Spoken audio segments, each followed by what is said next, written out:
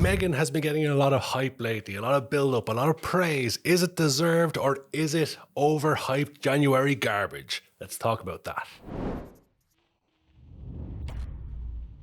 Hey guys, I'm Karl. Welcome to my movie film show. Feel free to subscribe down below if you would like to, but we're here today to talk about M3GAN, or M3GAN. It's a new horror comedy, light on the comedy too, movie from Blumhouse. It's a movie about a kid who loses her parents and moves in with her aunt, who is also a career woman, not really family oriented, not really ready for a kid, and subsequently uses her own project, which is a robot, to become friend and help her through all the stuff. And ultimately, the robot gains sentience and starts killing people. At least that's the story on the face of it. Now, as I said, this movie's getting a lot of praise online. Critics everywhere are saying it's really good. And I think the main thing is a lot of people are shocked because this is one of those movies, you see the trailer, you see the poster, you see the funny animation where she's like running on all fours in the trailer, you see the dances and all this in the trailer, and you think, okay, this is gonna be one of those movies that's so bad, it's good. And it's not that. And that's kind of a shock to the system. Here's the thing, I said at the start, is this movie overhyped? No, it's actually a good movie, shockingly, very shockingly, for many reasons, because as many movie fans know, January is the month where you don't get a lot of good movies. This is where the studios throw out their terrible movies. And when you see a horror movie that's coming out in January, that's PG-13 rated in the United States, it's 15s rated in the UK, and here in Ireland it's 15A, which is 15 with adult supervision, it doesn't give you much anticipation of the movie being good, because that sounds like it's just going to be a disaster. And then when they're calling it a horror comedy movie, other than like a scary movie, I can't think of what you put into that genre. A lot of horror movies have comedy within it, but don't necessarily call themselves comedy horrors. It's not a genre that's super well stocked with amazing movies. Give me a good example in the comment section below of a really good comedy horror movie. I'm sure you can do it. I can't think of one off the top of my head. Now, before we jump into the story of it and we talk a little bit more about that, this movie is one of the most impressive movies I've seen in a long, long time, purely because of its marketing. Because this movie was clearly heavily marketed towards the TikTok generation. The lower age rating suggests they're aiming at a lower audience. The killings within the movie are tame for the most part. Every time there's going to be a killing, the camera pans away, or we cut away, or we just hear the sound effects from outside the house. That type of thing. They don't actually show the violence because of the lower age ratings. And also when you factor in stuff like the dancing within the trailer, that's clearly marketed at TikTok viewers because that dance went viral. This trailer went viral because of all those great moves. Better moves than I have, that's for sure. But I was seeing this movie everywhere for the last few months. I heard about this movie like a year ago. And I was even talking to people at work about it, about how crazy it was. When the trailer came out, we were laughing about how ridiculous it looks. And then more and more I was seeing it everywhere. Posters everywhere. You see M3GAN everywhere. People start talking about M3GAN. Even M3GAN and Chucky, of course, there's similarities there. We're having a little back and forth on Twitter, which is kind of crazy because they're both imaginary and animate objects. But also the dances were taking a life on itself, and then there was flash mobs of M3GANs popping up at press conferences on top of the Empire State's building, and they really did a really good job of promoting this movie to the point where this movie shocked the movie industry, because this movie made its entire budget, its entire $12 million budget back in just one day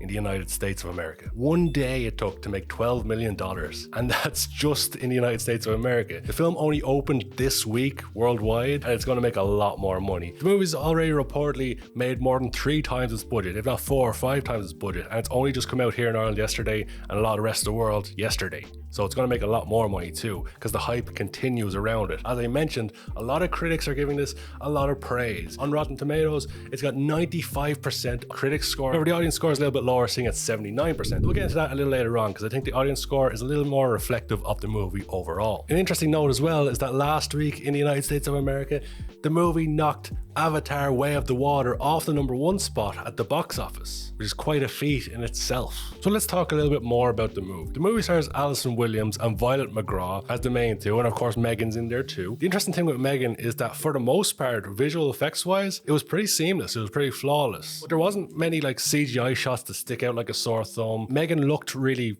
real within the movie, and subsequently it made the movie look even higher budget than it was, which is quite impressive. It's a very well made movie. Now obviously the first thing you think of, and I think everybody thought of when you look at this movie, is Chucky. In particular, this movie reminded me a lot initially from the basic concept when watching the trailer of the Child's Play movie that came out a few years ago. In that one, a mother got a toy, a robot, who ended up becoming sentient to protect the kid. The robot was told to protect the kid at all costs, and he did that. His self-learning thing kicked in, he became more and more sentient, and he then figured out that the mother was a problem and that she was detrimental to the kid, so he tried killing the mother. In this one, similar stuff happens. Anyone who tries to hurt the kid, M3GAN goes after. That's on the face of it. There is a deeper story here, and that's the part I think that's impressing everybody, is the deeper meaning behind the whole movie. So at the beginning of the movie, the kid's on a journey with her parents. They're going skiing, they're traveling up a mountain, and it's quite snowy, it's hard to see. So she has to go live with her aunt, who's very career focused, not family orientated at all, lives in a house that isn't suitable for kids at all, and she doesn't know what she's doing. She's trying to balance her career, she's trying to take care of the kid, but at the same time, it's kind of an inconvenience for her. But luckily, she's been working on a project that is for kids. She works at a company that makes toys. There's a big corporate battle going on there between them and Hasbro. They're trying to get one up on each other. So she's working on the next big thing for kids, this robot that can be their friend. A robot with self-learning, which, you know, is always going to be bad. Because ultimately, they always end up with the same primary function.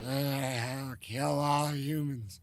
Kill all humans. Must kill all humans. But all of a sudden, in the movie, you've got a story about a kid trying to get over the loss of their parents. And then you've got a family member who doesn't quite know how to deal with a kid, let alone a grieving kid. The film explores how the kid gets so attached to this device, this piece of technology, and ultimately gets overly attached to this piece of technology. It's almost like a Black Mirror-esque story of technology gone wrong. What could happen in the future? Everybody in modern day is already too enveloped in technology. You drive down a street, you see people with their head in their phones. You can walk into a coffee shop and there could be people sitting everywhere and nobody talking to each other because they're all looking at their phones or their tablets, etc. And you do see a lot of parents who are more than happy to sit their kid in front of a tablet and, you know, let them teach the kid as they go along. And this is kind of just taking that to a new level, because that's very much what happens in this one. The new parental guardian pretty much neglects the kid at points and lets M3GAN deal with it. That reliance on technology that could just get to a crazy level in the future, which is a very scary thought. The idea of people connecting more with technology than with actual people. A scary world, and we're already getting there. Now, the movie sets itself up, from the trailer at least, to look like it's going to be a movie where, as I mentioned earlier, anybody that messes with the kid, M3GAN goes and kills them. And for the basic story, that is the basic story. But as I said, there's that deeper meaning behind it. And this is nothing new as well, because obviously Chucky is the main comparison. There's plenty of other stories down the years of toys or robots becoming sentient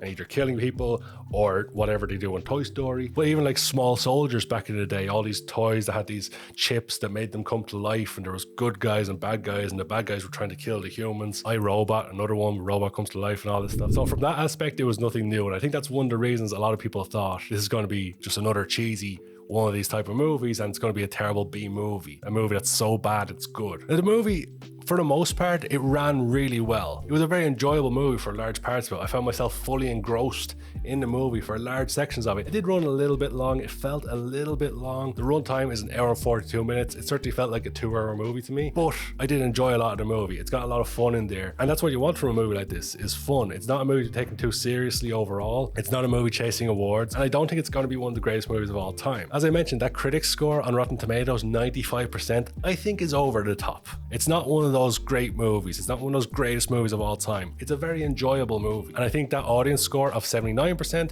is far more reflective of the movie. The other thing to mention about this movie, if you're going in expecting for a gore fest and people getting their heads chopped off and all that, that's not what this movie is. As I mentioned earlier, anytime there's going to be a killing, it pretty much pans away, or we cut to a wide shot and hear a sound effect, because of that lower age rating. That age rating, combined with good marketing, viral marketing, has led to more people going to see it, and a lot of money being made off this movie, which pretty much guarantees a sequel. However, there are a lot of people I've seen online complaining that, you know, the lack of violence lets the movie down a little bit, and I would agree with that. I think if there was an R-rated version of this movie, it would get a lot of fanfare as well, and perhaps even elevate the movie even further. It's fully understandable why they didn't go that route, because at the end of the day, as I said before, cash is king, everybody wants to make money. But on an article I saw on Polygon.com, writer Akilah Cooper said an R-rated version might be coming. I wouldn't be surprised if a director's cut came out with all the blood, guts and gore and whatever she did with the dog, all that coming out. So not a bad way to start off the year for movies. A very surprising, enjoyable movie in January. Who would have thought? Well, I'd love to hear your opinions on M3GAN. Did you love it? Did you hate it? Let me know all about it in the comments section below. But before we leave, we gotta get to that rating out of 10. I almost completely forgot about that. So for me, out of 10, I would give M3GAN a 7 out of 10. A very enjoyable movie. I'd highly recommend checking it out because there's not going to be many great movies this January, and that one was a pretty damn good one. But maybe M3GAN's not your type of movie.